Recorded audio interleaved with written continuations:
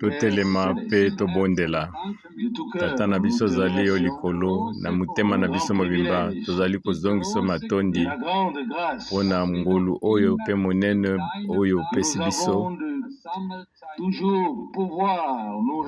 na ntina ete tokoka kosangana ntango nyonso na kombo na yo mpona kokoka koyoka maloba oyo ya bule oyo ewuti na monoko na moto oyo otindi kolo lelo su toye koyoka pe koyamba pe tokoka kubika na yo elongo onkolo yo kendaki mpona kobongisela biso esika pe kokokana na elaka na yo yo koya mpona kozwa biso na esika ete epai yo kozala biso pe tozala na yo elongo biso tozongisi matondi na lolenge ke tokoki kobika na ntango oyo ozali kobongisa biso na ntango malamu na ntango na suka oyo ya lobiko o Nzambe tambusa biso na nzela na losambo na ntina ete tokoka koloba na motema na biso mobimba ete Nzambe ye asalisi biso na ntango oyo na lobiko pe amonisi liloba ne katikati na biso onkolo tika ete esengo na yo ekoka kovanda likolo na biso nyonso tika ete lola efungama likolo na biso nyonso ete molimo mosantu ekita likolo na biso nyonso lokola litatoli mpona moko na moko lelo tongi koloba ete lelo oyo ezali mokolo na lobiko oyo ezali ntango malamu sasa epe Nzambe azongiseli biso eyano sasa epe Nzambe asalisi biso kolo molongami pambola liloba no kati na biso na lolenge moko ekeseni pesa biso nyonso makasi na sika pe pambola biso na ngolu oute pa na yo kuta na molimo elimo pe nzoto na biso sala nkolo na nzela ya molimo na yo pe na nzela ya liloba na yo na nkombo ya Yesu Kristo ya bule amen. Lokumu pe masanzo lezonga na nkolo o biso toyembi yango ezali ya le solo esengo na moto abiki yango ezali kaka osembo te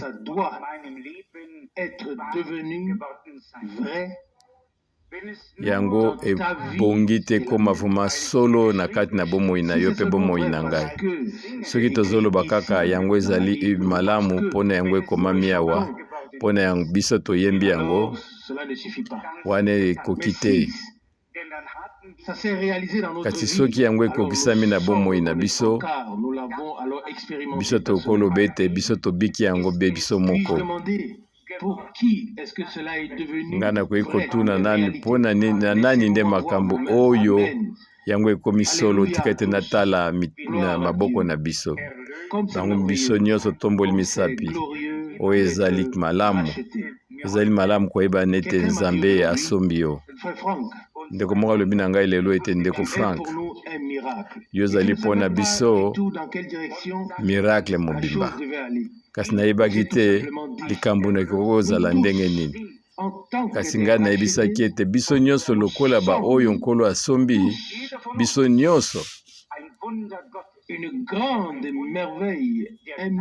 biso tozali eloko oyo monene na miso na Nzambe moko na moko na biso azali miracle monene na miso na Nzambe ezali na bato mingi bazali kokamwa ezali bamisusu oyo bazali réellement bilembo bamiracle makambo minene Nzambe asali biso oyo ezali sije ya kozongisela matondi ndeko moko ayimbaki ete ngai nabikisami na nzela makila ya mwana na mpate ebongi ngai nakumisa ye liboso ya kobondela natanga psaume 66 na verset 16 kina psaume 67 na verset 3. Nakosenga biso tokoka kotelema na ntina na yango. Psaume 66 kouta na verset 16. Boya mpe toyoka bino oyo bozali kobanga Nzambe. Ngai ngina koka kotatola eloko nini ye asali na elimo na ngai. Na verset 17 ngai nagangaki epai na ye na mongongo makasi na monoko na ngai. Quand la louange était déjà sur ma langue. Wana loyembo ezalaki na lulemo na ngai. Si mon esprit avait été tourné vers le mal, soki molimo na ngai etalaki na we mabe, Nzambe nango nyonso akokaki kozongisa ngai eloko eyano te, kasi Nkolo azongiseli ngai eyano mpe ayokeli ngai mawa na losambo na ngai. Nkolo abwakaki losambo na ngai te mpe abombelaki ngai ngolu na ye te. Amen. Na Psaume 67 na verset ya mibale, tika ete Nzambe azala mawani eza likolo na biso, apambola biso mpe atala elongi ne liboso na biso, mpe tokoka koyeba na se oyo nguya na ye, bokonzi na ye. Kati na bato nyonso bayebi ete bayeba lobiko na yo, tobondela. Tata na biso ozali likolo, kouta na motema na ngai mobimba nazongisi yo matondi mpona lokumu opesi biso oyo tozali na yango, na ntina ya kosangana esika oyo na mabele oyo, na kombo na yo, na présence na yo, na nzela ya liloba na yo, mpe na nguya ya Nzambe. O Nkolo, biso nyonso tozali kozongisela matondi mpona lisiko oyo ya bule, na nzela ya makilano na bule oyo esopanaki kuna na ngomba na Golgota. Biso nyonso tozali kozongisela matondi mpona lilobano na bule oyo yo omonisi biso. Biso nyonso tozali kozongisela matondi mpona molimo na solo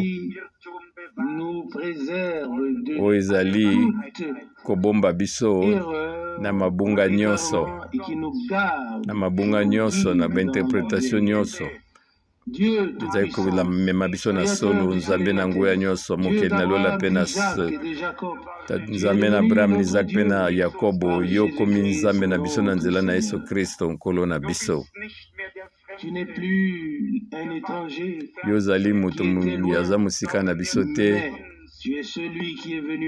kasi yo ye kati na biso, Nzambe oyo na solo, Nzambe oyo na bule, yo ye kati na biso, mpona ete biso tokoka koya epai na yo. Tobondeli yo biso nyonso Nkolo,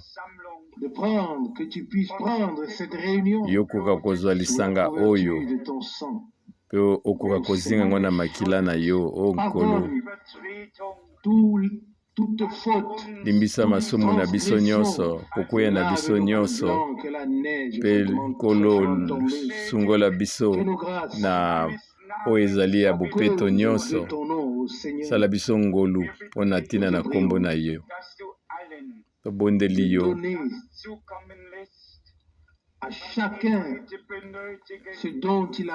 Opesa moko na moko oyo ezali bosenga na ye, oyo azali kosenga yo Nkolo, ezala kati na elimo, na molimo to na nzoto na ye. O Nkolo, tika ete losambo oyo ezala lisanga moko lokola oyo yo ozalaki kosala ntango yo ozalaki kotambola na se oyo. Fais-le afin que les gens sala yango puissent être nkolo touchés na dans la lolenge ke foi bato et basimama na viennent à mitema toi na bango mpe face baya à une epai na yo expérience mpe bakoka de la kobika libiki puissance ya qui émane sika de toi. na nguya Sauve les ezali kowuta perdus, epai na yo bikisa guéris les babeli malades, bikisa bango na nzoto délivre tous ceux qui sont sous kangola l'emprise. baoyo nyonso tu moyini azali kokunza Que ton esprit tika ete molimo na yo règne au milieu de nous. ekunza likolo na Viens biso nkolo yaka ce qui te revient de droit, mpe zwa oyo Dieu nyonso ete Tout-Puissant, ezali mpo na mokano na yo nzambe na ngwa nyonso et sanctifie pambola cette mpe heure. bulisa ntango oyo Sanctifie et oint les lèvres, pambola oyo lolemo ekosukola sanctifie et oint ekosolola les oreilles pambola qui matoi écoutent, oyo ekoyoka ainsi que les cœurs. mpe mitema oyo Accorde-nous la compréhension, tika ete nkolo opesa biso bososoli kowuta na nzambe ya liloba na yo o nkolo reçois la louange tika ete tozwa de lokumu chacun de nous, na moko nkolo car tu es digne mpona ete yo okoki na de lokumu recevoir ya la gloire et l'honneur, koyamba lokumu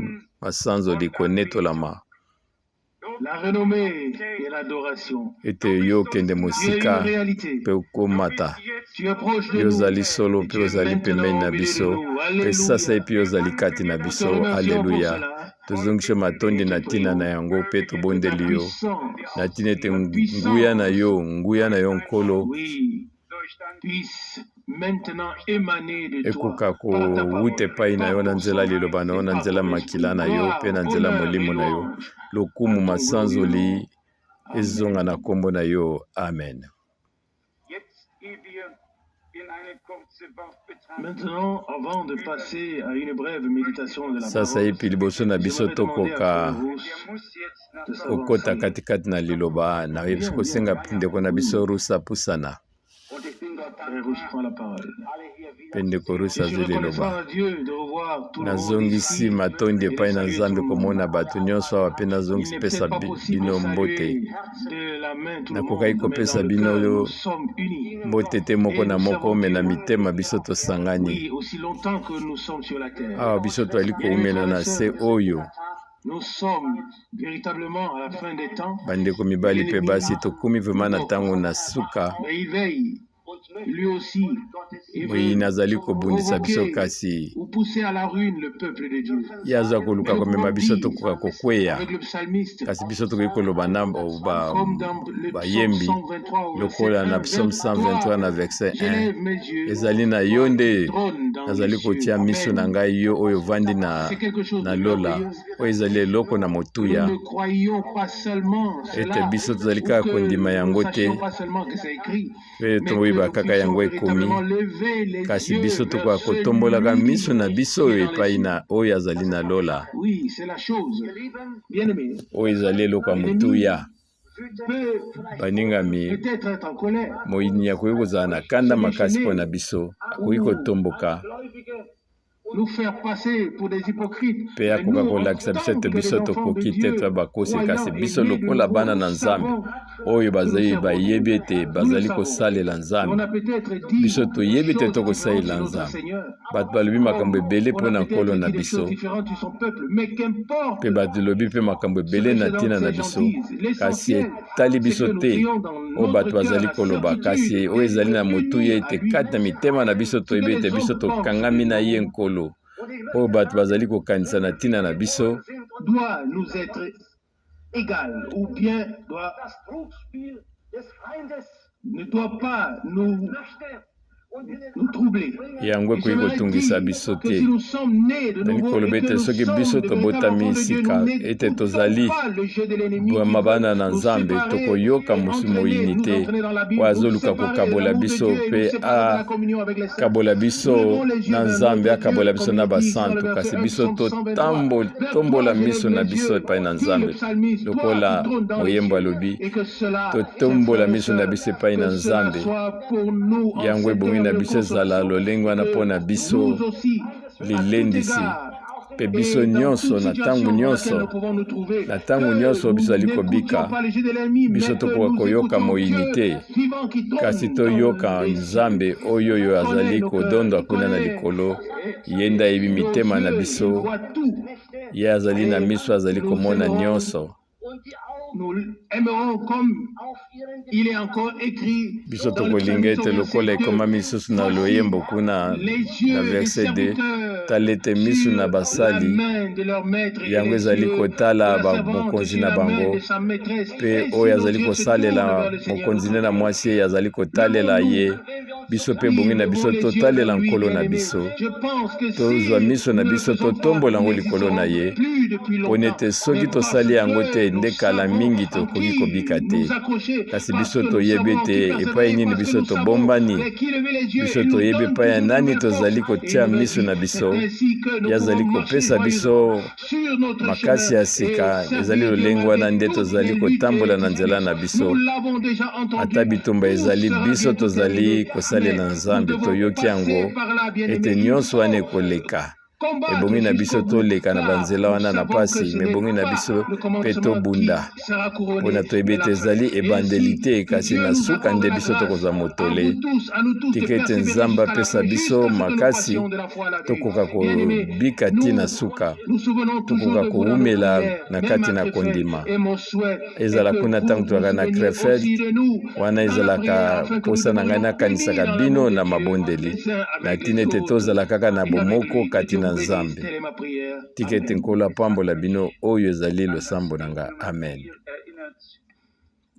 Cela m'a rappelé le cantique numéro 4. oyo ezongiseli nga so nakanisa loyembo ya numero 4 tokoyemba yango te me ngai nalingi kaka kotanga yango Je lève les yeux oyo elobi vers ete le ngai ciel nazali kotombola miso na ngai epai na nkolo en cœur. mpe biso ozali kozongisa matondi epai na Alors yo se manifeste en moi le désir mpe wana posa na biso ezali toloba ete nkolo sur des lieux élevés. tia ngai na bisika oyo ezali likolo amen Le troisième strophe dit mpe sois calme, na poe na ngwa misato elobi ete et adore.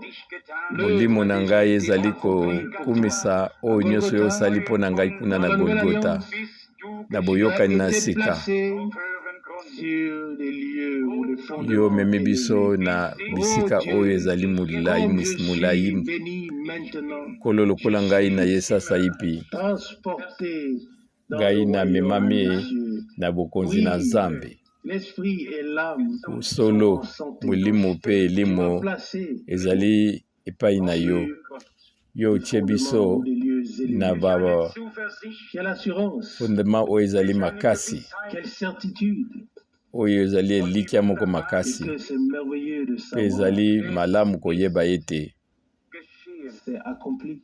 yango ekokisami nzambe asali yango L'œuvre est accomplie. misala yango ekokisamaki Il y a encore le quatrième strophe. soki totangi susu po strofe na yango ya minei Ce sanctuaire, soki ngai nakoti na bozindo nayebi ete nzela na ngai nyonso ezali komema ngai na lola liboso makolo na ngai ezali kaka kolemba kasi sasa yipi ngai nazali kotambola na bisika oyo ezali likolo mokolo mosusu na nzela na ngai lola ekofungwama na ntina na ngai mpe ngai nakomona kuna na nkembo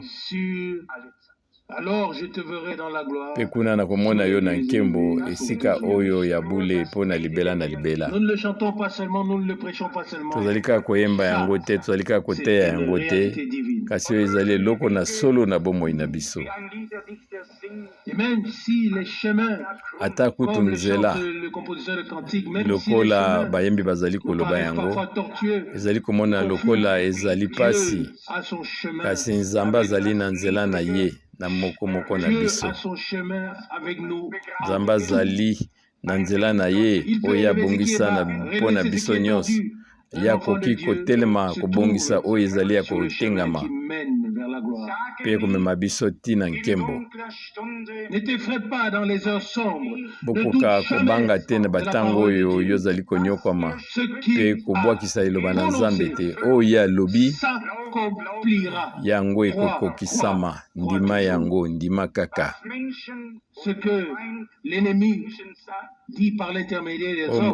enemi azali koloba na nzela ya bato yango ezali lokuta kasi oyo nzambe alobi na nzela liloba na ye yango ezali kowumela seko na seko ezali nde na nzela na yango est ancré. epai nini kondima na biso evandi. Nous ne faisons pas des efforts pour croire. Biso ezali kosala makasi te mpo na kondima, kasi ezali likabo Nzambe apesi biso. Mpo na Il a Abraham, reçu la promesse. ye azwaki elaka, Et avec la promesse, mpe na nzela na il elaka a wana, reçu la foi ye nécessaire azwaki pour kondima que oyo la ekoki promesse puisse mpo nete s'accomplir. elaka wana yango ekokisama. Amen. Nous avons compris Biso tososoli ete que nous sommes devenus la semence biso d'Abraham tokomi momboto na Abraham na nzela na en Kristo, raison de la promesse divine. na kotalelaka bilaka oyo euti epai na Nzambe. Na ntina na yango biso ezali kondima ete liloba oyo na elaka mpona na ntango na biso C'est là que réside la grande différence. ezali nde esika wana ezali na bokeseni na bamisusu. Je ne voulais pas faire référence à cela, nalingaki koloba na ntina na yango te, kasi lelo oyo ezali na bato qui connaissent beaucoup. oyo bayebi mingi na mayele na mokili. Oui, Nga kwe na kamwaki mingi mpona eza na bandeko. quand on les regarde seulement, Ntango bozotala ye si kaka on ne boye, connaît pas les Saintes Écritures, soki oyebi makomi te, okokokanisa qu'il n'y a jamais eu d'homme plus béni que sur la terre. okoki kozala na moto oyo apambolami koleka na se aux oyo. autres leur numéro de téléphone, Akokolobela yo meme banimero na ye ya telefone, révéler quelque mpe chose. azalaki kosolola lokola soki Nzambe azali koyebisa makambo, me ayebi eloko oyo te Nzambe azali kosala Ce qui sasa est epi. écrit dans les Saintes Écritures. Bayebi te makomi na Nzambe ezali nini. Ils savent celui qui doit donner $1000. Me ayebi na lingomba nani yango akopia $1000, nani yango akopia 10,000 Quel na privilège ndolengi d'avoir wana. la parole Kasi ezali lokumu kozala na liloba na avec Nzambe. laquelle nous pouvons Na nzela na yango examiner. biso tokoki komona Je nyonso, l'ai dit et redit. mpe nalobaka yango nazali kozongela, J'insiste. mpe nazali koloba yango lisusu, nazali kotelema kobeta sete na C'est une esika grâce wana. de Dieu Ezali ngolu na que nous ne Nzambe mesurons peut-être pas encore pour le moment. oyo biso tozali komona nanu te sikoyo. Une grâce que d'être préservé. Oyo ezali ngolu munene oyo Nzambe asali ete biso tozala mosika na makambo wana nyonso ya lokuta wana, makambo oyo nyonso ya bolukubu bato bazali kokosa bango, mpo nete oyo ezali ya kokosa, se produisent dans le royaume de Dieu. bato bazali kokosama mingi na bokonzi na Nzambe. Esika mosusu te, Nulle part ailleurs, le esika mensonge est mosusu aussi te décoré et aussi okomona ete séduisant que dans le lokuta royaume de Dieu. elatami balati yango balatisi yango elamba Que le malamu Seigneur soit remercié pour la na véracité makambo de na sa Nzambe. parole. Kasi merci tozongisi na Nzambe mpona liloba na ye Nous pouvons être ya sembo, imprégnés mpo biso dont tozali nous kolanda, sommes. mpe biso tovandi vraiment na kati na yango. Aujourd'hui, il s'agit Lelo de yo permettre à Dieu ezali kaka kotikela Nzambe akoka à ce qui lui revient de droit avec kosala mpe azwa et lui akokisa permettre posa ne katikati na biso, à sa parole de mpe tokoka s'accomplir. kotika ete liloba na ye ekokisama kati na biso. Le personnel Tokoka dans son kosala royaume, eloko moko te oyo nous euti venons na de le biso, lire avec le psalmiste. lokola ndenge totangi yango kuna Levons les yeux vers Dieu. na nzembo, totelemisa miso na biso epai na Sont Nzambe, tournés vers leur maîtresse. lokola mosali aza kotalelaka mokonzi na ye.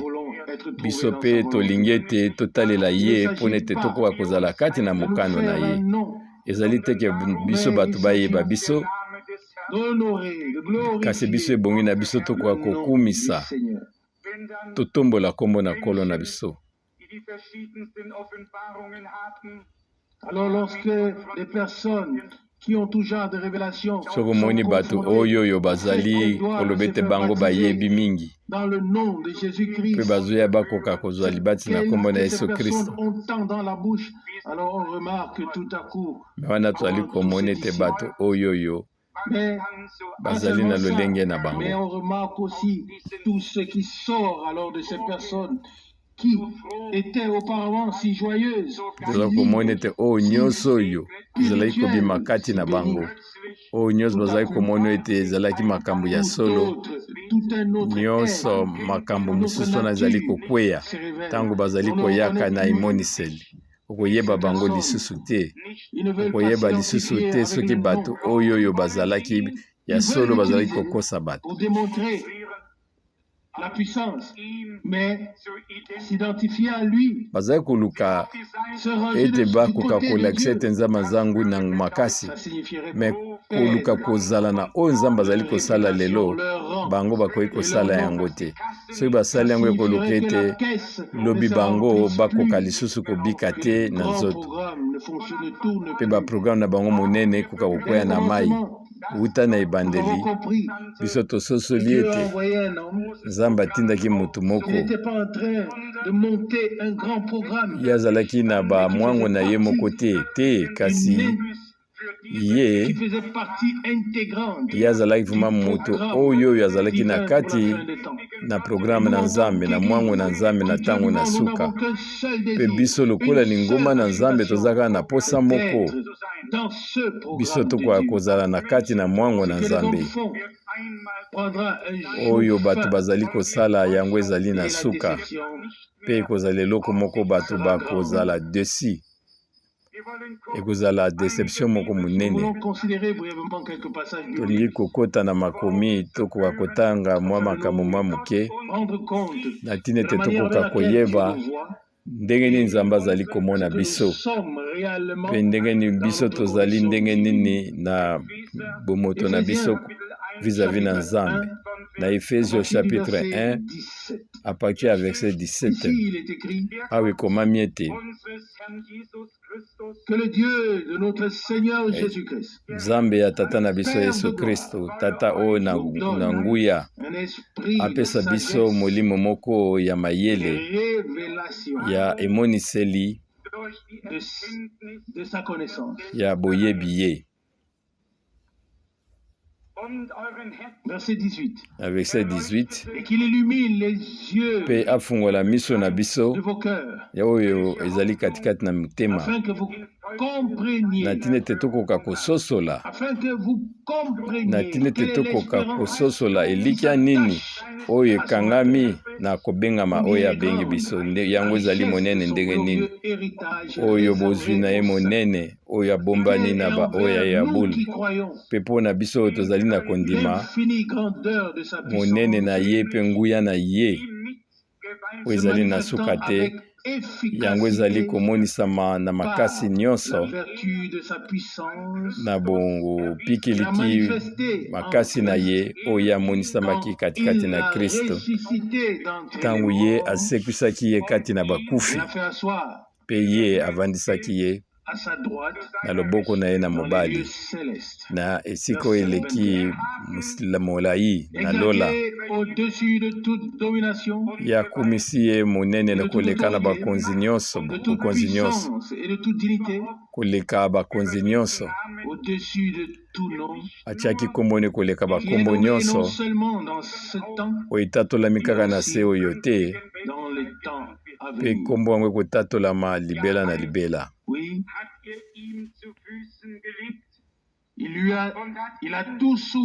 Mpe azwaki nyonso tatie na makolo na ye, mpe akitisi nyonso na makolo na ye, mpe asalaki ete ye azala motu mokonzi mpo na lingombo oyo ezali nzoto na ye, ye nde azali kotondisa nyonso katikati na bango. Amen.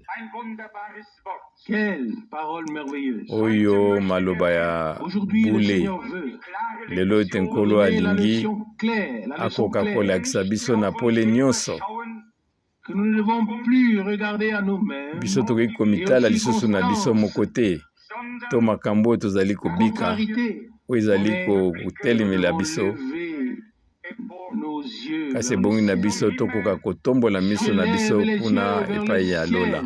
Natomboli miso na ngai kuna na lola, mpe nakoka kokumisa yo na motema na ngai. Soki tomitali biso moko to totali baninga, totali makambo ezali zingazinga na biso, wana tokoki kolemba na oyo ezali ya bule, mpe tokoki kokweya na kondima na biso, emema biso na kozanga kondima. Wana totiki siko kokumisa nzambe tokomi kolelalela, mpe mawa et tout ce qui en fait partie. esengo nyonso ezali katikati na biso yango ekolongwa.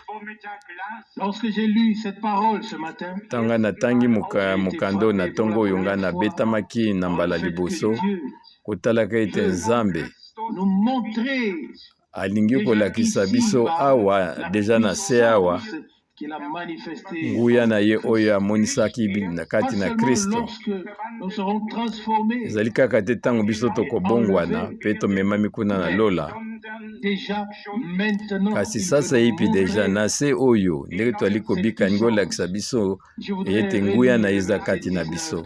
Natanga lisusu verset 19 na verset 20 quel est envers nous qui oyo nini croyons ezali katikati na biso bato tozali kondima grandeur de sa puissance monene ya nguya na ye manifestant oyo ezali komonisama na makasi nyonso par la vertu na de nzela sa puissance. ya nguya na ye Il a manifesté oyo ye en amonisaki yango kati na Kristo ressuscité ntango ye asekwisaki ye kati na bakufi. Amen. Amen. La même puissance Nguya moko wana doit se manifester en yango nous, mpe les ekoka croyants. komonisama katikati na biso bandimi. Pas seulement au retour, Ezali kaka te na bozongi na Yesu mais Kristo, aujourd'hui, kasi lelo oyo sous la proclamation de la wana parole. ntango tozali koyoka liloba lelo oyo Quand la foi est produite par la prédication, ntango kondima ezali kobotama na nzela ya kotemateya, ezali te Nzambe nde azali kotondisa biso, azali kotondisa biso na kotondisa yo. Kolo lelo oyo ani komonisa nguya na ye lolenge amonisaki yango ntango Yesu Kristo asekwaki, ntango asekwisaki Yesu Kristo kati na bakufi. Oyo ezalaki nguya nini? Oyo ezalaki nguya nini? Elaki nguya likolo na Satana, nguya ezalaki likolo na kufa, nguya ezali likolo na enfer. Ntango Yesu Kristo asekwaki kouta na bakufi pendant troisième jour, yango ezalaki litatoli oyo ete kokufa lifelo nyonso tu balongaki yango. Yango eza kaka makomi te, kasi ye ayaki solo. Ye ezalaki oyo ezalaki solo makambo oyo basakoli balobaki, basakoli oyo batatolaki mpe bakomaki. David alobaki yango kati na mokanda na nzembo Psaume 16 na verset 10: nakondima te ete nzoto na ye ekoka komona kopola mpe elimo na ye ekangama kuna na kufa. Mpe na nsima mikolo misatu ye abimaki, ye azalaki molongi na nzela ya nguya na Nzambe. Amen. Mpe bokoka koyoka nguya moko wana oyo emonisamaki kati na Yesu Kristo, yango mpe ebongi emonisama kati na yo, kati na ngai. Ye oyo azali moto, biso oyo tozali bitambe ya nzoto na ye. Ye mobali, biso mwasi na mobali. Ye mosikoli, ka biso ba oyo ye asikoli. Ezali kaka te ntango na kufa na biso te, na ntango na kufa na ye biso tosombamaki biso nyonso kuna na Golgota, na ikulusu. Ye aniataki, abakaki nguya nyonso na Satana kuna na ikulusu, pe ye alongaki mpe akitaki so na se kuna, kitaki na kufa, pe ye abimisaki, abotolaki nguya nyonso oyo ye aliwa, pe akokaki koloba na Yohani kuna na ile na Patmos: oyo kufa, tala ngai nazali kobika mpo na seko na seko. Ngai nasimbi bafungola nyonso oyo na kufa, mpe epai nini kufa ezali. Apocalypse 1:18. Mpe akokaki koloba ete bokonzi nyonso epesameli ngai, dans le ciel. Awa na lola pe na Matthieu se 18. Matthieu 28 na verset 18. N'attendons pas Bandeko balingami que tozela cela se te produise. ete yango ekoka Le jour de kokokisama l'enlèvement. mokolo biso tokonetolama. Là-bas, ça se passera. Ou là-bas, ce qui devra se passer, se passera. Oyo ekokoma yango ekokoma kasi lelo oyo na ntango biso zali koloba na esika oyo Nzambe nikolakisa yo mpe nikolakisa ngai ete oyo elekaki kuna na Golgotha Ce qui s'est passé pour la résurrection oyo eloko elekaki kuna na lisekwa na Kristo peuvent et doivent être révélés. yango ebongi ekoka komonisama elakisama mpe tokoka kobika yango mpo nete biso tobakamaki na ye na ekolusu biso tokufaki na ye mpe biso tosekwi na ye elongo Nous enseigne les saintes yango nde makomi na bule ezali kolakisa biso l'apôtre awa Toma azali koloba le ete présenter, le montrer à l'église. azali kolakisa na lingomba oyo ememami na molimo na Nzambe Éphésiens chapitre 1 verset na 18. Ephésiens chapitre 1 na Quel est verset envers nous 18 qui croyons abete mpona oyo ezali kati na biso monene ya nguya na ye si nous sommes devenus croyants, soki biso tokomi bandimi alors ce n'est pas la foi en nous-mêmes, ezali kondima kati na biso moko te tokozanga par rapport à kondima notre faiblesse, tokozanga kondima kuna bapasi na dans biso le Dieu vivant. kasi ezali kondima kati na Nzambe oyo na solo yango eyokisami biso na ye ereconcilie biso na Nzambe Déchirer notre lettre de condamnation ye qui a ôté le mur de séparation, apasolaki oyo ezali mabunga na biso versé la mpe dernière bokabwani oyo goutte de nyonso sang ezalaki na Nzambe afin de ye asopaki obtenir makila na ye pour nous na ntina ete ye akoka expiation kosomba mpo na biso éternelle. akoka kozwa biso tokoka kozala libela na libela oyo ya ye tokoki kozongela ye na nzela ya kondima na Ephésiens 1:19 oyo ezali mpo na biso tondimi monene na ya nguya na ye Est-ce que c'est simplement écrit ici? yango ezali Ou alors ekomami cela doit ndenge wana devenir vrai? yango ebongi ekoma solo na bomoi Que na cela biso devienne vrai. banani balingi ete makambo ekoma solo Puisse oyo devenir une ekomami réalité yango ekoma divine. eloko na solo katikati na biso amen La prédication liteya doit tout de même pas être une théorie dans ekoki le kozala vide. eloko ya pamba te ezali koleka te Elle doit pénétrer yango ebongi ete ekota kati na mitema na biso parole de Dieu. lokola liloba na Afin que Nzambe nous prenions conscience na ntina ete biso tokokozala na kososola de faire. eloko nini Nzambe alingi kosala katikati na On biso prend le verset 19. to tozwi verset Quel 19 est envers nous qui oyo croyons ezali mpo na biso oyo l'infinie tondimi grandeur de sa komona puissance. monene ya nguya na ye Il me oyo ezali vient na suka à te l'esprit mpe ye elingai lisusu na makanisi bien ete en dessous de notre niveau. biso ozali kobika vraiment na Oui, sur la kotalaka terre, na nous se avons tous na se un vraiment bon standard de vie. wi na se oyo tokoki kozala ta mosusu ozali kobika bien na nzoto Mais tozali lorsqu'il koloba merci s'agit mpe na de ntina na l'aspect yango spirituel, kasi oyo etali molimo que nous vivions en dessous tozomona de ete notre bato niveau. bazali vraiment kobika na dessous se du niveau ya divin. kondima na bango Il veut kobika na se na ndenge Nzambe oyo alingi biso nous tozala donner la Nzambe alingi certitude de la amatisa foi. biso tobika na bisika oyo ezali molai Cœur, amonisa biso conviction oyo ke ezali elikya ya kondima na biso et que cela n'attend que nous Nzambe abongisa nyonso de nyonso mpe ezali kozela biso kaka tokoka koyamba yango Après le verset 19.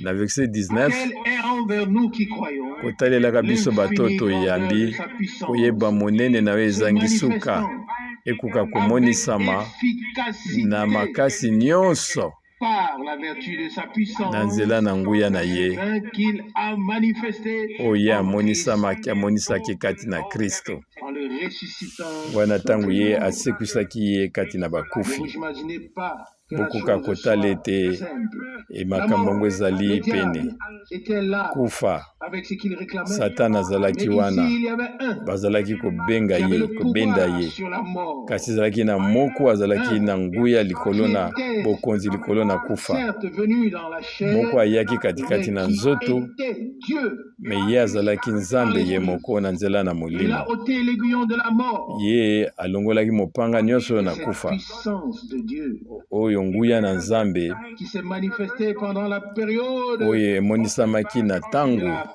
rédemption oyo ya ou lisiko qui s'est manifestée lors de to la rédemption, emonisamaki ntango na lisiko y compris la crucifixion, witei ntango oyo babakaki na ekulusu la descente qui s'est manifestée lors de la descente mpe ntango ye dans akitaki les lieux inférieurs. akitaki kuna na lifelo mpe ntango ye asekwaki na makambo oyo nyonso ekangami na yango wana ezalaki nguya na nzambe emonisamaki na yesu kristo mpe yango efo emonisama na baoyo nyonso bazali ya ye Quel privilège, oyo ezali ngolu oyo ezali offre divine. lokumu oyo nzambe apesi biso Nous comprenons awa aujourd'hui tozali kososola lelo ete ezali nde ntina na biso ezali ntina na yo ezali ntina na ngai que Dieu le pense comme il le dit. ete nzambe akoka kokanisa Et alors, lokola ye azali koloba yango awa Seigneur, mpe tokoti kati na biso moko toloba ete c'est passé nkolo à Golgotha. oyo nyonso ekolekaki na golgota wi nkolo Reconnaissons, biso tondimi yango mpe tondimi ta yango kati na rédemption nous est biso précieuse. Mais kosekwa na yo ezali bule mpo na biso ezali na motuya mpo na biso se manifester kasi sasa ye dans mpe nos vies. tika ete yango emonisama na C'est bomoi na passé biso là-bas par la puissance oyo de Dieu. elekaki kuna na nzela na nguya na nzambe amen mpe bokomona À l'instant, na ntango moko wana nous ne lirons plus seulement ce que Dieu a biso dit tokotanga aux autres, kaka oyo te nzambe alobaki na bamisusu mais nous comprendrons kasi biso tokososola qu'il le ete dit aujourd'hui à toi et à moi. azali koloba yango lelo mpo na yo mpe mpo na Paul ngai n'écrit pas aux Éphésiens, lelo paul aza koloba kokoma na baefésien te ntina bagalati te ntina bakorintien te l'Esprit de Dieu lelo prend ete la molimo na parole nzambe ezali kozwa liloba oyo et la ekomami rend vivante, mpe eza kokomisa yango bomoi vivifie pour l'Église ezali kopesa yango pema mpo na lingomba et fait venir mpe la yango même azali komema inspiration de l'Esprit Saint. molimo wana ya molimo moko wana mpe azali kolakisa yango Voilà ce qui biso s'est passé pour tous les croyants. tala oyo elekaki mpo na bandimi Au nyonso commencement, oyo ezalaki kaka na ebandeli te maintenant à la fin. mpe sasa epi na suka Puissance que Dieu a manifesté en oyo Christ nguya nzambe amonisami katikati na kriste d'entre les morts. ntango ye asekwisaki bango katikati na bakufi Comment l'enfer et le diable ndenge nini lifelo mpe réagir à ce diable moment-là. bango bakokaki kotala na ntango wana Force de l'ennemi avait disparu. oyo nguya nyonso ya moyini yango Dieu a elimwaki révélé sa puissance. mpo nete nzambe amonisaki nguya na ye La parole d'autorité Ye en raison du sang tatolaki liloba au bois oyo na du calvaire à bokonzi Golgotha. na kolandanaka na makilo oyo esopanaki na golgota mpe paul S'exclamer alobaki na ntina na yango na 1 Corinthiens 13 na verset 55 okufa enfer, où est ta victoire? bokasi na yo ezali wapi Verset 57, kufa bokasi na yo ezali wapi nguya ezonga na nzambe oyo azali kopesa biso molongi kati na nkolo na biso yesu kristo aleluya luseko moko ya nguya ezalaki yesu kristo azali oyo elembo na ntina ete ezala kufa na nzela na ye moyini nyonso bango balongaki yango ye asekwaki mpe biso tosekwaki na ye elongo na nzela na ngulu na ntina ete tobanda bomoi na sika sasa ipi nguya moko wana na nzambe oyo emonisamaki kati na ye lokola mosikoli na biso molimo nguya moko wana mpe ifo emonisama kati na biso bato basombi soki biso lelo oyo wana biso tozali liboso na nzambe tozali kondima ete tokoka kosangana toloba ete nkolo yo osololi na biso biso tozali kondima yango mpe tondima ete yo komonisa katikati na biso nguya moko wana oyo emonisamaki katikati na yo yango esengi ete ekokisama kufa mpe moyini bango balongaki yango lifelo elongwamaki na ntina na yango biso tokoki koya na esengo nyonso liboso na nzambe na verset 22 Éphésiens 1. Na Efesio 1. Il a tout mis. Bible bi ete azwaki nyonso atia yango na matambe na ye. Et il a fait de lui le chef Mpe suprême ye asalaki ye mokonzi na nyonso pour l'Église, mpo na lingomba qui est son corps, oyo ezali nzoto na ye. plénitude, Na nzela na ye qui remplit ye azali kotondisa nyonso, aotondisa bonzambe na ye na nyonso. Ye azali mutu et nous les membres, mpe biso ozali bitambe ya et nzoto la na ye. lumière, Ye azali pole et nous l'éclat. mpe biso ozali oyo ezali kongenga. Ye azali molakisi, biso ozali Il bandimi. est à nous, Ye azali nous kati na sommes biso, à lui.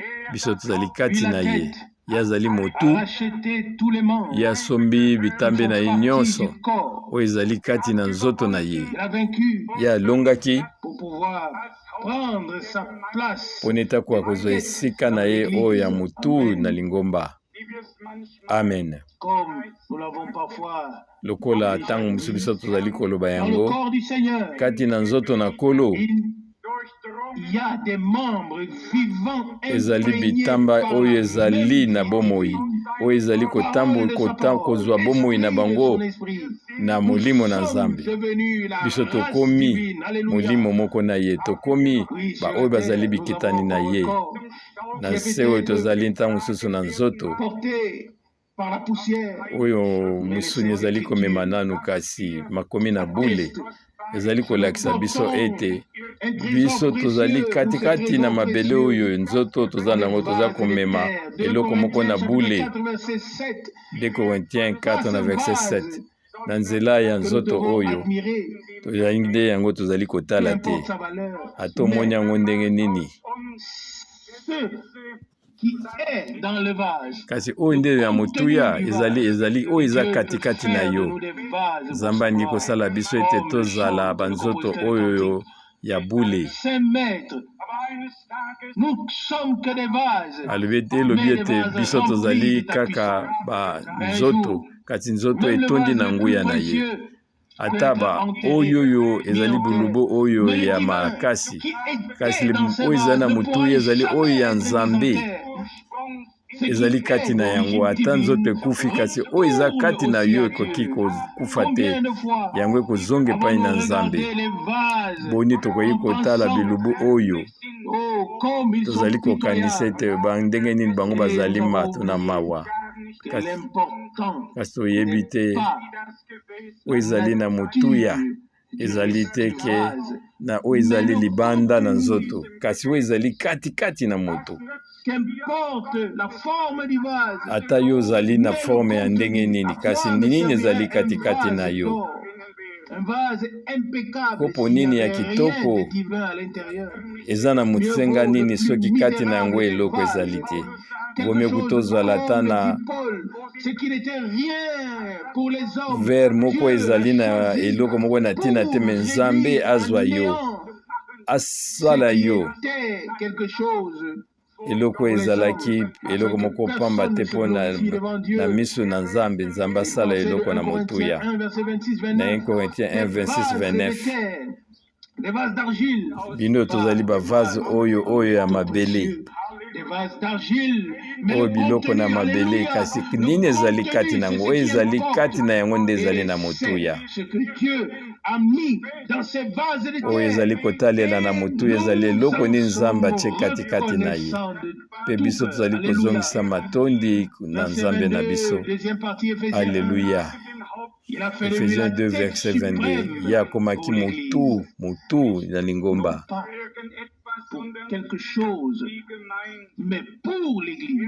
Eza mpona pamba te, kasi mpona lingomba na ye. Ye alingi kozwa esika na ye ya mokonzi kati na lingomba na ye. Lingomba lokola yango ekomami awa, yango nde ezali nzoto na ye. Kasi kati na ye nde aza kotondisa nyonso katikati na ye. Na verset 20. Maintenant tokotanga na Ephésiens chapitre 3, Ephésiens 3:14. Na ntina na yango ngai nazali kofukama liboso na Tata na nzela na ye nyonso ezali komonisama kouta na likolo mpe na se. ezali kozwa pema na yango na verset 16 tika ete apesa biso na bozwi ne nyonso na bozwi monene ya bozwi na ye etokoka kolatisama na nguya oyo na nzela na molimo na ye kati na moto na biso ya kati na tina ete Kriste akoka kovanda katikati na mitema na biso na nzela ya kondima mpe biso tokoka ko bato oyo vraimen batie misisa na katikati na bolingo na Nzambe na ntina ete tokoka kozala na makoki ya kososola ete biso tozali na koyokanaka na bandimi nyonso koyeba monene na Nzambe koyeba molai na ye mpe kotala ye kuna na likolo koyebaka toli na ye na lobiko mpe tokoka koyeba ete bolingo na Nzambe oyo eleki mayele na moto nyonso na ntina ete tokoka kotondisama na oyo ezali na bonzambe nyonso oyo lilobo ezali na motuya mingi nayebi ete Nzambe ye azali kosolola na biso na makasi nyonso na ntina ete tokoka kososola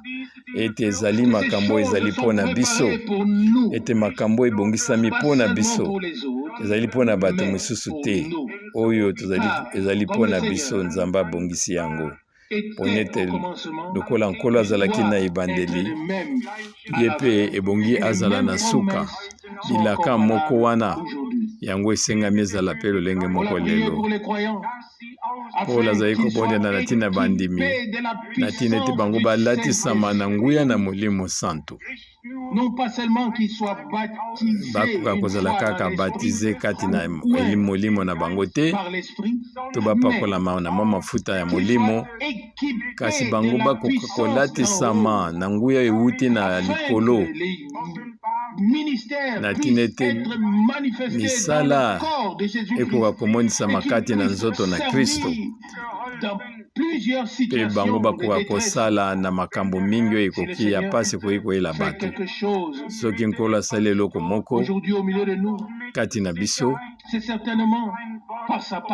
ezali na ntina ya liloba na ye mpe ya molimo na ye mpe soki asepeli na yango apambola moko to ndeko moko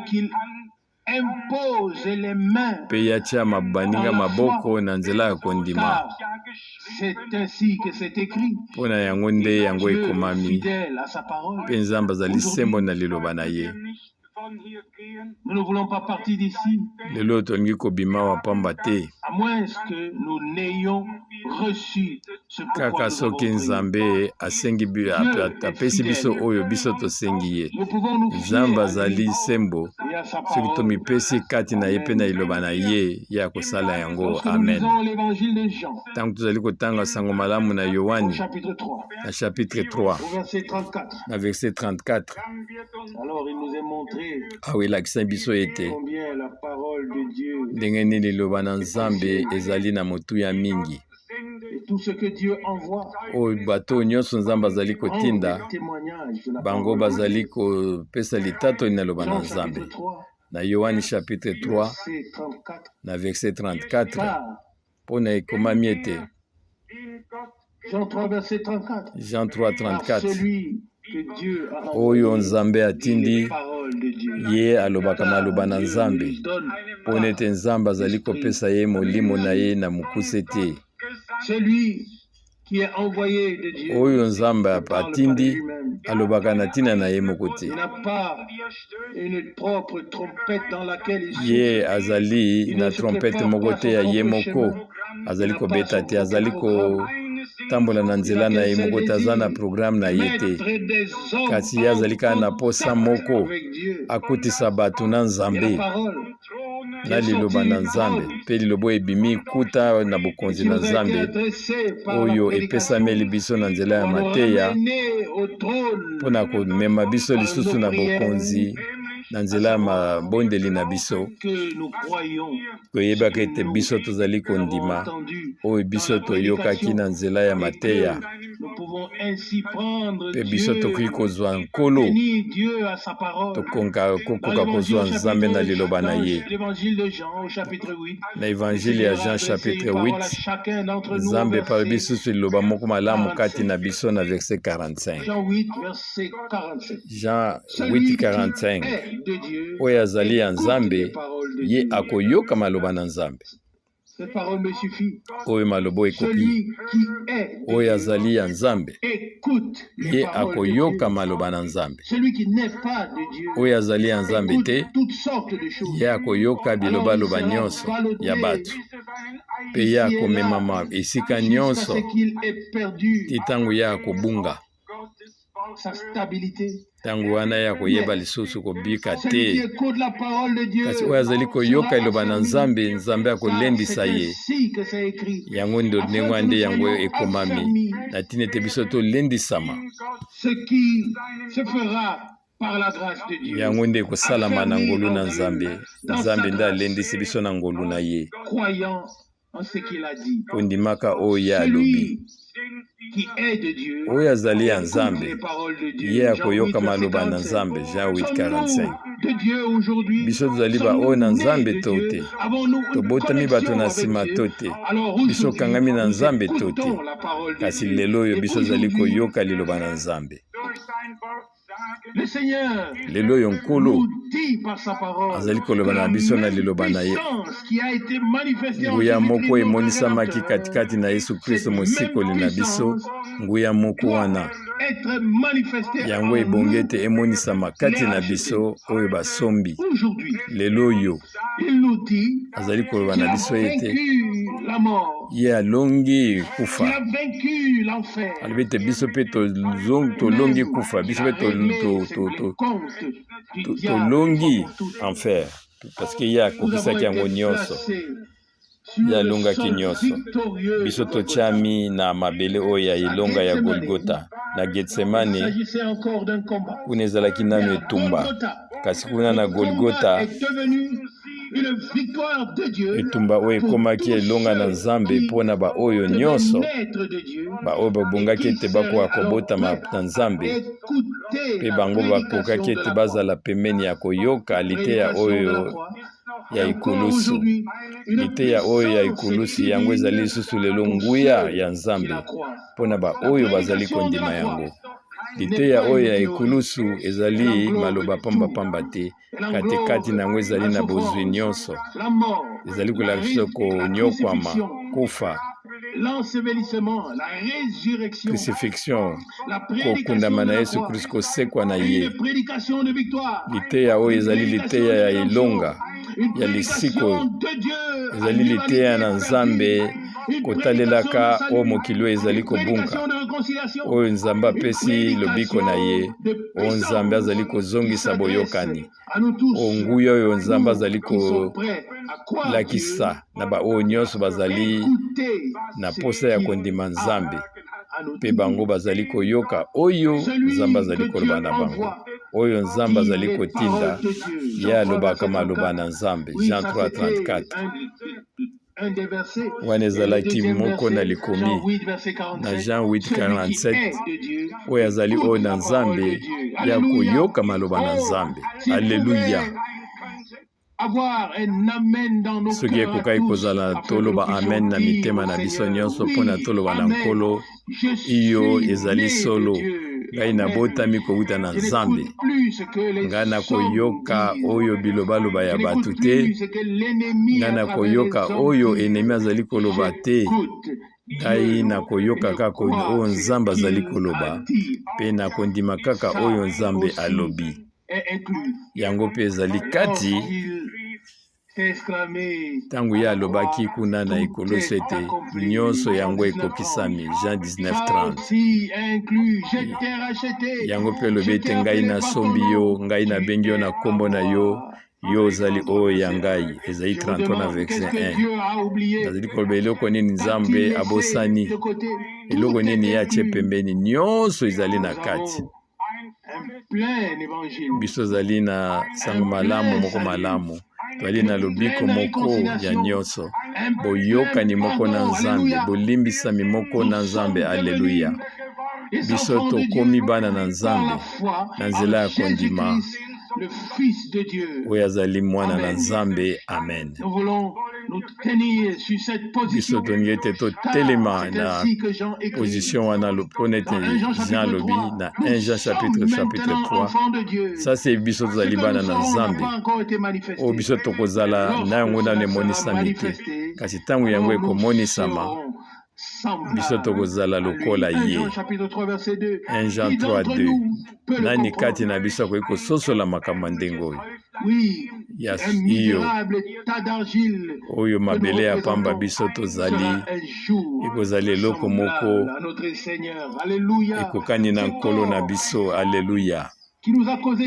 Bizoto oyo ememi biso makambo nyonso oyo biso tosaleli tonyokwami na ntina na yango.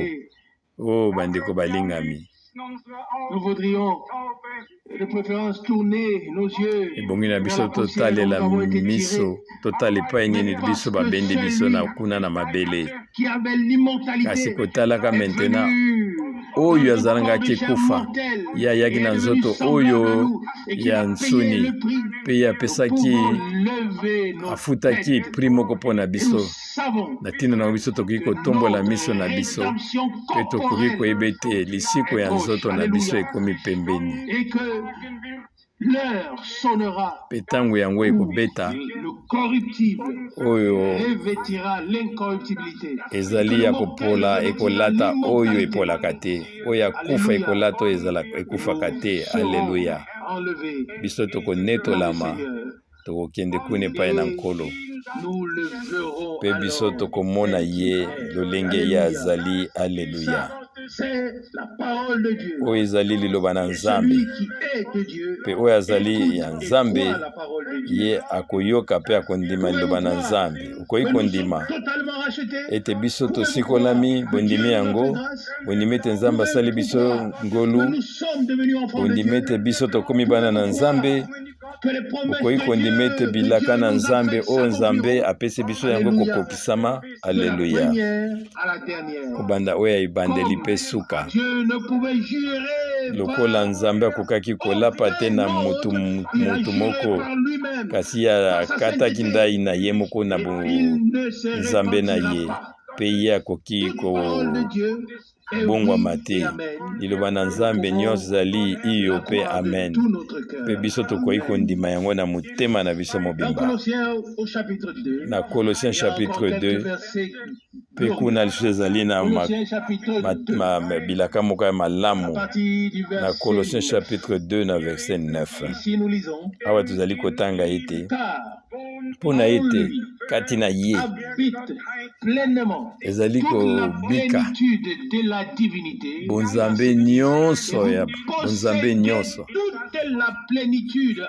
mpe biso ezali na bonzambe nyonso kati na ye oyo azali mokonzi ya bakonzi nyonso. Na kuna na ebandeli biso tangaki ete ye akomaki ete mokonzi na bakonzi mpo na lingomba na ye. Na Efesio chapitre 1 na verset 22 ye alongaki banguya nyonso tu enyatamaki na matambe na ye, mpe ye azali na oyo maloba na suka. Na Kolosio 2 na verset 9 elobi na biso ete bonzambe nyonso yango ezalaki katikati na ye, mpe sasa epi kati na biso tozali na bonzambe nyonso oyo kouta na ye. Oyo ezali makambo soki okitali yango oyi kondima te, me biso ozali kondima yango.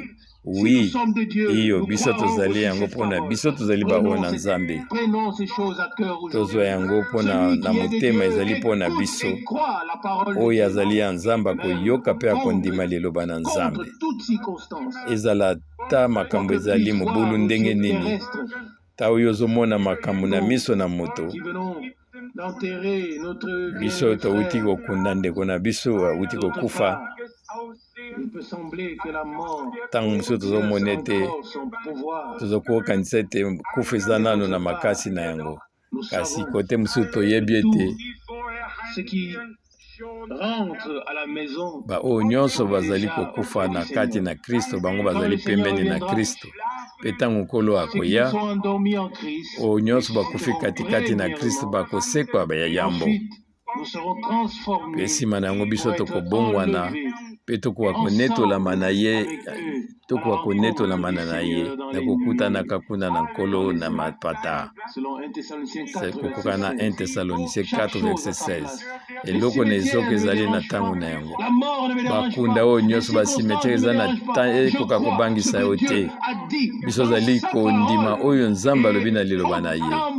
Mpe toyebi te na ntango Nzambe akanaki liloba na Nzambe nyonso ekokokisama. Yango nde biso ozali kondima na motema na biso mobimba. Mondime te baprofete mpe baye nyonso balandanaki na biso. Nzambe azali na mwango na ye, azali na plan na ye na lingomba na ye, mpe nzela moko na moko mpe biso azali na kondima ete ye akosala ete oyo nyonso ye abongisaki yango ekokokisa.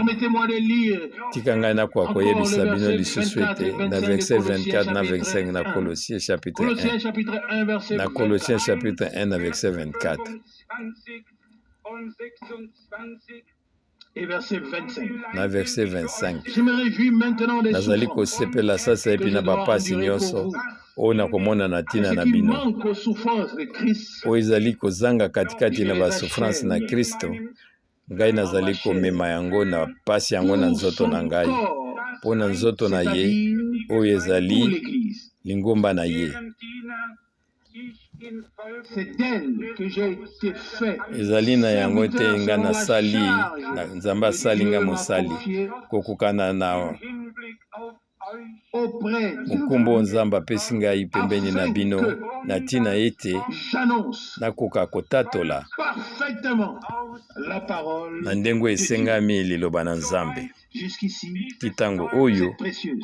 oyo ezali liloba moko ya bule euti na Nzambe. Pas seulement en partie Ezali kaka na mokuse te que j'annonce kasi ngai nakoka koteya que les na tribulations, bosembo les nyonso souffrances, ezala les pasi mépris, ezala bato voire kotyola des insultes, to de bato toutes kofinga sortes, na ndenge na que bango toutes ces choses balingi s'abattent sur nous. ezala makambo oyo nyonso Il ekweli n'y aura biso personne mutu moko qui te puisse être traité pire oyo que anyokwamaki ce qui a été fait lokola oyo à notre ekomelaki Seigneur. na nkolo na Amen. biso. Amen.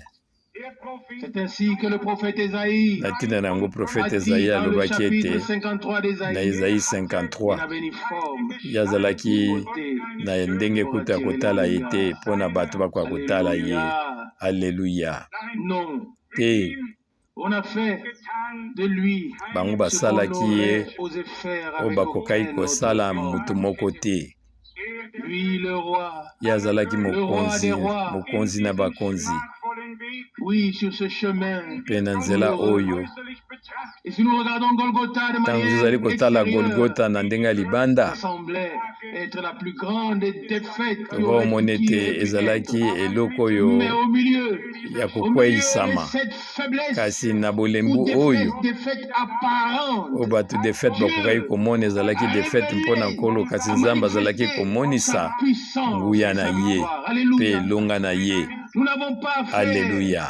à des puissances de la chair et tozali du sang. kotala makasi oyo na nzoto mpe na molimo Nous te avons affaire oyo ezali makambo puissance ya des ténèbres makambo ya molili voudrait encore se faire oyo ezalaki entendre, koluka qui ematisa susu mongongo na yango déchirer et détruire le corps du Seigneur. bazali koluka Mais babebisa le nzoto Seigneur, na nkolo en kasi tant que la nkolo tête, lokola ye il moto assemble ses membres ye azali et kosangisa nous banzoto na parvenons ye à cette te unité biso divine dans l'esprit. tokokoma na bomoko wana Jésus-Christ kowuta na Nzambe. Yesu est la Kristo tête. ye azali Nous moto sommes réunis mpe comme biso membres tozali bitambe ya sous nzoto na ye cette seule tête. mpe motu wana nde Permettez-moi Yesu de Kristo lire azali encore kokamba dans Jean biso 17, verset 14. na Jean 17 na parole verset bien connue. 14 liloba oyo eyebani mingi nakoka Jean kotanga chapitre yango. 17, Jean 17 na verset 14 Je leur ai donné ngai napesi bango liloba na yo et le monde les a haïs. Pe mokili eyini bango. Parce qu'ils ne sont pas du monde. Po nete bango bazali bato na mokili te. Je ne suis pas. Ngai pe nazali moto na mokili te. Ce qui m'intéresse, Oyo ezali principalement, c'est la ya pensée. motuya ezali ete Je leur ai likanisi oyo donné ete ta parole. ngai napesi bango liloba na yo. Celui que Dieu envoie, Oyo Nzambe azali dit les kotinda paroles de Dieu. ye alobaka maloba na Nzambe. Jean Celui qui 3:34. est de Dieu, Oyo azali ya entend ou Nzambe écoute les paroles ye de Dieu. akoyoka maloba na Jean 8, verset Nzambe. 45. Jean Je 8:45. leur ai donné ta parole. Ngai napesi Jean bango 17, liloba na 14. yo. Jean Nous sommes 17:14. reconnaissants à Dieu. Pe tozozongisa matondi na Nzambe Ce mpona n'était pas des interprétations, liloba oyo na ce ntango na n'était pas suka. des raisonnements. Yango ezali bandimbola ya bato te, makanisi ya bato te, Ainsi dit le Seigneur. kasi yango ezali oyo Nzambe alobi. Liloba na Nzambe oyo ezali na suka te, oyo ezali bule. Yango nde biso toyoki. Nzambe atindi mosali na ye mosakoli. Ye ateyi liloba na Nzambe. Pe sasa ye mpe ezali na bato na se oyo bango bazali koyoka liloba na Nzambe wana. Amen. Pe nsima na bango koyamba yango, bango bazali kosangisa yango te na makanisi ya na ndenge ya bato te. Biso tososoli oyo makanisi ya bato ezali komema kufa, ezali kokabola. Kasi lobo ezali kowuta na Nzambe, yango ezali kosangisa biso, yango ezali kozongisa biso na Nzambe. Pe biso tosangani na mutu moko. Soki bato nyonso bakokanga munoko na bango pe bayoki kaka oyo liloba na Nzambe alobaki na biso lokola ndeko na biso mpona na atikaki yango, wana ekokanaki na makomi. Wana bokesi eningaki kozala te.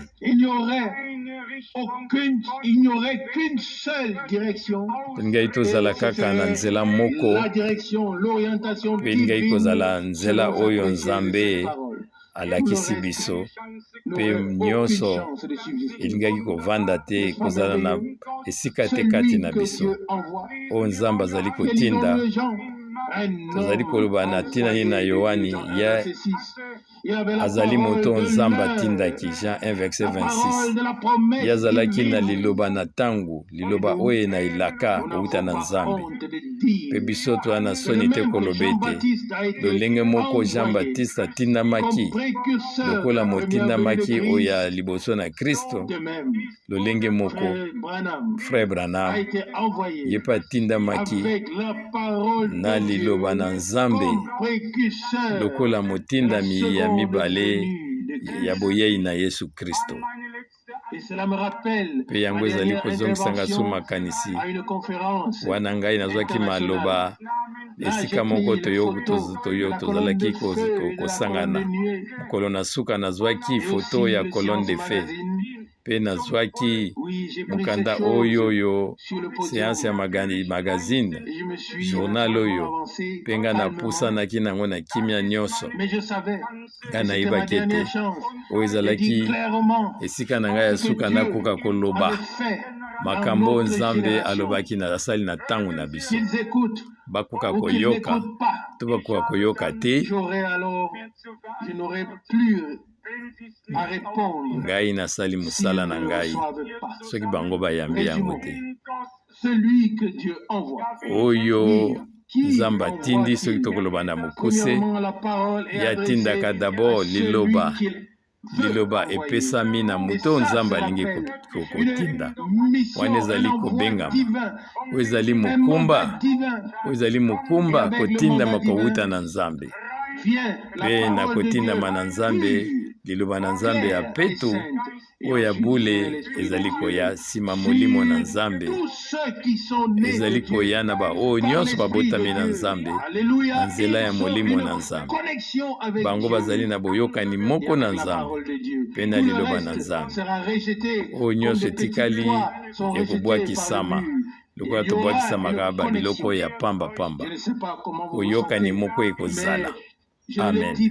Nayebi te ndenge nini bozali koyoka me nazali koloba yango te mpona nakomitombola me ntango nyonso eloko moko ezali kowuta na kati na Nzambe yango ezali na motuya mpona na ngai na motuya mpona ngai mpe ekomaka eloko ya motuya mpona ngai mpe ngai nazali kozongisa matondi mpona yango ntango nyonso eloko moko ezali kowuta na Nzambe te soki eloko moko ewuta epai na Nzambe te epesameli na ngai ewuta epai na Nzambe te kati na ngai eloko moko nayokaka te connexion ezalaka te motema na ngai ekangamaka oyo toza nango na bosenga ezali ete toza na boyokani moko oyo ezali peto na Nzambe na molimo na ye na liloba na ye oyo nde ezali boyokani na Nzambe nazali mpe koloba lisusu eloko moko oyo azali ya Nzambe te ye akoyoka oyo nyonso Nzambe na nzela na bango Nzambe azali kosala na bango te kasi oyo Nzambe atindi ye alobaka maloba na Nzambe mpe oyo azali ya Nzambe ye akoyoka maloba na Nzambe. Aleluya, amen. Iyo yango nde ekomami na Bible mpona seko na seko kasi oyo azali koyoka liloba na Nzambe te ye akoyoka basakoli masolo ya bato masese oyo bato babongisi na ndenge na bango mpe ezali ngai natanga susu likomi moko na verset 26 mpona ete yango ezali na nzela ya makanisi na ngai na Jean chapitre 17 na verset 14 mpe na verset 26. Jean 17, verset 14. Jean 17, verset 26. Ngai napesi bango liloba na yo mpe mokili eboyi bango mpo nete bango bazali bato na mokili te. Na verset 26. Ngai napesi bango bayeba maloba na ngai mpe ngai nakososolisa bango lisusu liloba na ngai na ntina ete bolingo oyo yo opesaki ngai ezala kati na bango ete ngai mpe nazala kati na bango. Makambo mibale oyo ngai nalakisi bango liloba na yo, ngai napesi ye bango liloba na yo, ngai alakisi bango kombo na yo na bato oyo opesi ngai katikati na mokili. Ezali nde na yo bango bazali ba oyo ya yo. Bulisa bango na solo na yo mpo ete solo na yo liloba no ezali solo na verset 17 oyo ezali likambo monene, likambo na bule. Maloba ezali kozanga biso mpona kotala koloba ngolo Nzambe asali biso. Mpe sasa ipi na katikati na kozanga boyebi oyo nyonso Nzambe abateli biso. Nzambe abateli biso kati na eloba na ye na nzela na ngolu na ye. Tika ete mapamboli na nkolo ekoka kovanda kati na biso, boyamba yango na nzela ya kondima. Tondima ete Nzambe lelo alingi komonisa katikati na biso liboko ne na nguya oyo amonisamaki kati na Kristo ntango ye asekwaki kati na kufa. Aleluya. Koluka te osala makambo na ndenge na yo, kasi mitike na maboko na Nzambe. Mpe soki kozanga kondima ezali kotungisa yo, loba te nkolo ngai nazali kondima, nkolo salisa ngai, sunga ngai, loba yango nkolo. Mpe yo komona kozanga kondima ekokima, mpe kondima yango ekotelema likolo na Yesu Kristo oyo atie kondima ne kati na biso, mpe ya komema ngo katikati na bonzambe. Biso lelo toyoki liloba na Nzambe mpona tozali ba oyo na Nzambe. Aleluya. mpo ete biso toyambi Dieu yango. l'accomplira en nous Nzambe akokokisa et yango la kati na biso confirmera mpe ye pour la akotatola gloire yango mpo na et lokumu l'honneur de son nom. ya nkombo na ye, mpo na ete yango nde Qu'il l'a dit ye alobi par yango le prophète na Ésaïe. nzela ya Ésaïe mosakoli 55, Ezayi. verset 11. Ezayi Ma parole 55 ne na verset reviendra pas 11, vide, liloba na mais ngai elle kozonga accomplira pamba ce te pourquoi je kasi yango l'ai ekokokisama, envoyé. ekokokisa ntina oyo ngai natindi yango. Croire personnellement, Okoki kondima vraimen na ngemo na yo moko ete ye akokokisa il yango, confirmera en toi, ye akokokisa yango kati na yo, mpo na yo, par toi. na nzela na yo. Alléluia. Alleluya. Alors, disons tous ensemble, Toloba Amen. biso nyonso tu Amen. amen, Alléluia. amen, alleluya.